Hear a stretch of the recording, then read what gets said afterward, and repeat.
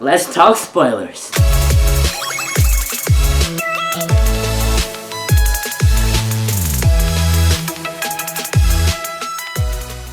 And what's up, everybody? It is Alfonso Peterman here, and welcome to yet another episode of my Approaching TF5 series. This is simply a series where I discuss all of the facts and all of the rumors in regards to the upcoming Transformers The Last Night movie. This is episode number 22, and today we're going to be discussing something pretty big, something pretty major in regards to Transformers The Last Night.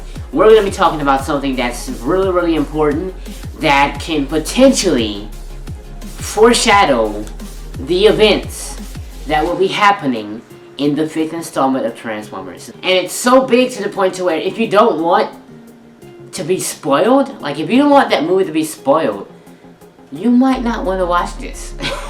So anyways, yes, today we're going to be talking about some potential spoilers of Transformers The Last Night. So I'm just going to warn you guys in advance, because in the event that this is true and all of this stuff is actually what's going to happen, I don't want you to feel like that, you know, I spoiled it for you, or that by me telling you what's being said, that it's spoiling it for you. I'm gonna read it word for word, and I want you guys to really just hear the details and think about it. Think about the past movies, think about Age of Extinction, think about everything that went down, and just think about how accurate this actually sounds. It basically says that Optimus Prime will return to Cybertron, and he's gonna find the planet dead. Okay, Cybertron is dead, and he's gonna learn that he is the one to blame for it. It's his fault that Cybertron is dead, basically. And he finds out that in order to bring his planet back to life, Cybertron, he'll need an artifact. Yes, there's another freaking artifact. We had the Allspark in the first installment, we had the Matrix of Leadership in the second installment, we had the Pillars in the third installment, and we had the Seed in the fourth installment. Well, the fifth installment, there's gonna be another artifact. So of course, because it's a Transformers movie and we're humans and we live on Earth, and we make movies involving Earth, the artifact is going to be on Earth. So yeah, the Allspark was on Earth. I mean, the Matrix of Leadership was buried with the Tomb of the Primes. The Pillars was on Earth. The Pillars were actually brought to Earth. It was actually on the moon, but still it involves Earth. And the Seed is on Earth because of the creators and lockdown and all that good stuff. So yes, another artifact on Earth. So he left Earth, but he's probably gonna have to come back to Earth because he has to get this artifact to save Cybertron. What I believe Michael Bay is doing here is he's gonna take previous renditions of Transformers, such as Transformers Prime, Transformers the movie in the 1980s.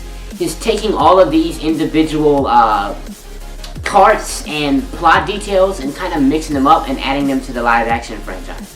Because if you look at, like, let's say like Transformers Prime, they were fighting for the Omega Lock. The Omega Keys, really. And the Omega Keys activated the Omega Lock. The Omega Lock restored Cybertron. You see what I'm getting at? So they were fighting to ultimately restore their dead planet. So in this 5th installment, it's possible that Optimus Prime is going to be waging war against the Decepticons, because the Decepticons is going to learn that there's an artifact that can possibly restore Cybertron. Which I don't know why would be his fault, exactly. Well, I mean, I guess it's his fault, because he went and he brought Sentinel Prime with the Pillars to Earth. And then when Sentinel Prime came alive, because he brought him back to life, Sentinel Prime, like, sucked Cybertron in. Then they destroyed the Pillars. And so Cybertron got caught in that vortex. I mean, I guess it's his fault, but he didn't really know. He didn't know it was gonna happen, like it was gonna go down that way. So I don't really think it's his fault. I think something's gonna be revealed in the 5th installment. Maybe the creators might tell him something that he did wrong that might make him feel like, oh my gosh, my whole planet is dead because of me. I don't know if they're gonna use the Dark of the Moon situation to blame Optimus. I don't know, but I know he's gonna realize that it's his fault that Cybertron is dead, and an artifact on Earth is what he needs to restore it. So basically, the artifact is connected to Merlin, which is the sorcerer mentor to King Arthur in the legendary story. Basically, Merlin gained his magic through a visiting Transformer, which is not going to be the first time that the Transformers race came in and altered the course of human history. I mean, if you look at Revenge of the Fallen, I mean, you know, you had the Harvester. The Harvester was basically under the pyramid. But the Harvester was there before the pyramid was. So you can see how they can take ancient history and mix it with Transformers. And I love that. Now there's a lot of speculation, there's a lot of talk that this artifact is going to be a sword. And it's going to be the special sword called Excalibur. That's all. If you guys have to really know, like, medieval, because that's the theme. If you think about it, there's a theme for each movie. I mean, if you look at Transformers 1, you can see this American type theme. You can see how they had the main battle centered in New York, and they had the Transformers. They all fell from space, but they all landed in America. They all landed in the United States, and they come in contact with these American citizens, and then the government gets involved. So there's like more like an American type theme. If you look at Revenge of the Fallen, it's more of an Egyptian, ancient, mystical type theme. You have the Tomb of the Primes that was buried in Petra in Jordan, which is in Egypt, and then you have the pyramids, which is a Harvester, which is centered in Egypt, Cairo, Egypt. And then you have hieroglyphics, and then you have all the symbols from the Allspark shard. All that stuff, all that ancient it gives you an ancient feel. If you look at Dark of the Moon, it's more like secrecy in the government, because you have this moon landing, and then they don't tell anybody what happens at the moon, like when they see the Transformer ship crashed in the moon. So you have this governmental secrecy going on. It's more like a behind the scenes thing. And then it kind of explodes with the battle in Chicago. Like, everybody's like, whoa, what's going on? Because nobody knows what actually happened. All those citizens are just living their lives, and then the battle explodes. That's how Dark of the Moon was. You look at Age of Extinction, that's more like prehistoric. It was centered around dinosaurs. It was centered around, like, the Dinobots came into play, and they're modeled after the prehistoric dinosaurs. So, like, you guys can see there's a theme for each movie. That's what I'm trying to get at here. So this fifth movie is going to be around, like, England and medieval history with the knights and the dragons, when the knight slays the dragon, and like when they have that sword that's like buried in a rock, and only one special person can take the sword out, and he'll be king, and he'll be England. So like it's England. It's a English type feel that Michael Bay's taking with the fifth installment. So yes, they believe that the sword Excalibur is going to be the artifact that the Autobots and Decepticons will be fighting for. Especially because, as you can see in the main title, the logo is a sword. There's a sword there. So everybody's like, well, that could be true. Maybe the sword. Now, will Michael Bay ever do that? I mean, if you look at the past, he never really revealed anything in the title sequence. You know, like we had to watch the movie to know what the artifact is for the previous movies. He didn't put the Allspark in the Transformers title. He didn't put the Matrix of Leadership in Revenge of the Fallen, or the Pillars, or the Seed. We had to watch the movie to figure out, well, what is the artifact this time? But in this one, he's just like putting a sword plain sight on the title. So, could it be that? Or, I mean, is he going to actually just give that away? I don't know, but it does make sense for it to be the sword Excalibur because of the fact that it's on the title. So basically, Transformers The Last Knight picks up from where Transformers Age of Extinction left off. As you already know, Optimus Prime had this conversation with the Autobots. He commanded the Autobots to protect the humans and all that they can be. He doesn't know if he's going to ever see them again, but he knows that he has to go and get rid of that seed. And then he leaves Earth, and then he just flies away, and that's the end of it. So basically, it's going to pick up in space. Transformers 5 is going to pick up in space, which I love the space Transformer thing. It's going to pick up in space. Optimus Prime is going to be still in space, and he is going to be the main character, but he's going to be in space, you see. If Optimus Prime is in space, and if the Autobots is left to protect the Earth, then somebody's going to have to step up on Earth. So that's why this whole Bumblebee thing is coming up.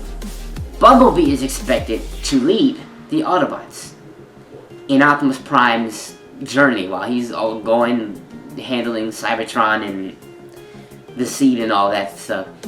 So while Optimus Prime is in space doing his own thing, Bumblebee will be on Earth leading the Autobots. And of course, Megatron is back as the main villain.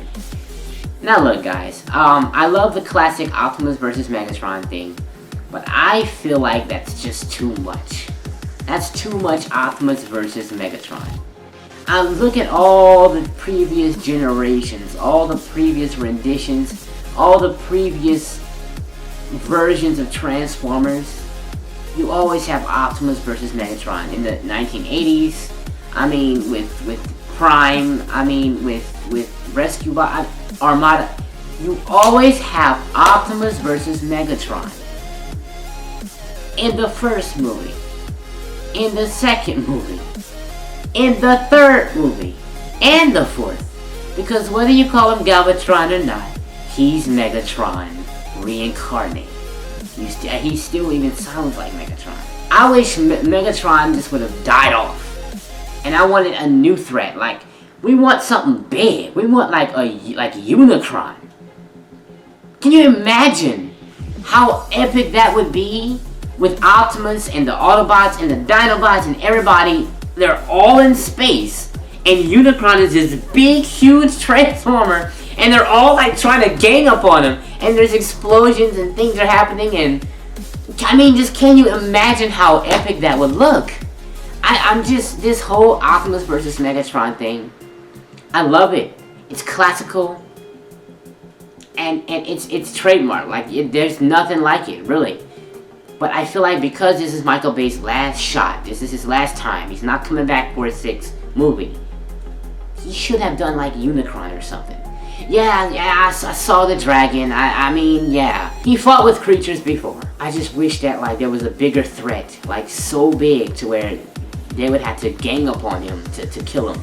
A big, huge, evil threat like Unicron or something. Trypticon, something! But Megatron again, as the main villain, I'm not gonna knock the idea, because we're used to it. I just wish we had something really, really different, really, really new in this case. So yes, Optimus Prime is off, doing his own thing, the Autobots are on Earth, Bumblebee is taking the lead role, and another reason why people believe that Bumblebee is gonna be the leader is because, again, he's getting his own spin-off movie after The Last Knight, you see, so that's gonna kind of make sense. There's also going to be new Transformers that have an English origin, like this British type origin. There's going to be an Aston Martin vehicle that's going to be named Cogman. There's going to be a Vespa named Squeaks. He's going to have probably an accent. And then there's going to be another character known as the Creators, okay? That's going to be, I guess, his name. He's going to be known as the Creator. And there is a possibility that Sir Anthony Hopkins, it's likely that he will be the voice of the Creator. He's going to be playing the Creator. If you guys don't know Anthony Hopkins, he is a knight. He's an official knight. He was knighted by Queen Elizabeth in England. Like, the dude is a knight. Can you imagine that? A real knight working on Transformers The Last Knight? I mean, you have a real knight working on it. I just thought that was so cool when I saw that. But yes, guys, that's all for today. I just wanted to let you guys know that these potential spoilers have been released. They make a hell of a lot of sense. And I just wanted to share that with you guys. So maybe you guys can use these to possibly make your own predictions of what's going to happen in Transformers 5 The Last Knight. So anyways, guys, if you like this video, please give me a thumbs up. It really helps me out. If you haven't subscribed yet, please subscribe to my channel. I really appreciate that. And yeah, if you have anything to say, put it in the comment section below. I'll read them all the time. If you have questions, comments, concerns, criticism, music lyrics, I don't know. That is all for today. Thank you guys for watching. My name is Alfonso Peterman, and I will see you in my next video. Peace out.